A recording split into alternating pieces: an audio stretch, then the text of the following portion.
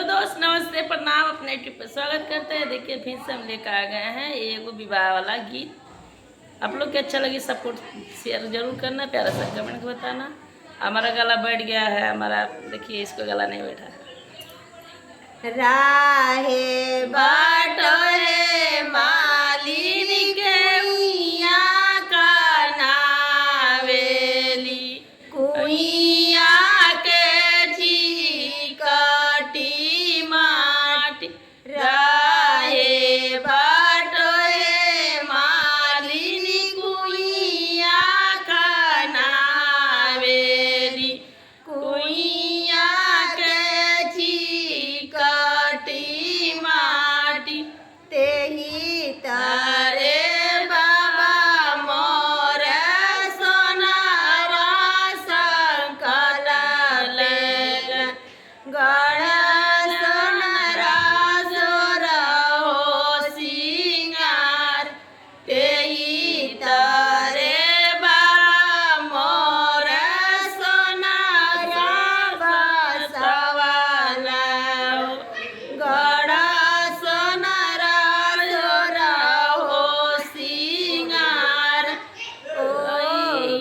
आंगन गढ़ सोनारा कांगन गड़िया हो, गढ़ी नैया सोर हो सिंगार।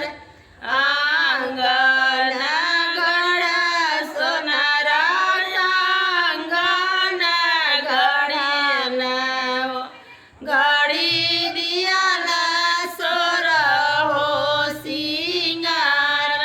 एतना बाहिर बेटी चाहू के बैठलियो, नाए नासड़न उड़ेलायास।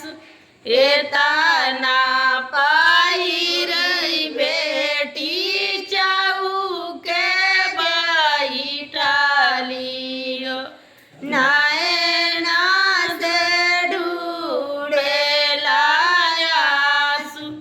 किया तो रे बेटी दान दहेज थोड़ा, किया हो सुनार बार छोट।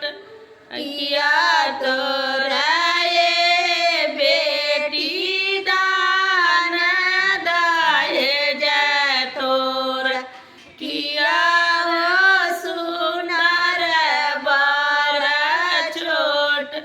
नहीं मोर बाबा दान दहेज थोड़ा, ना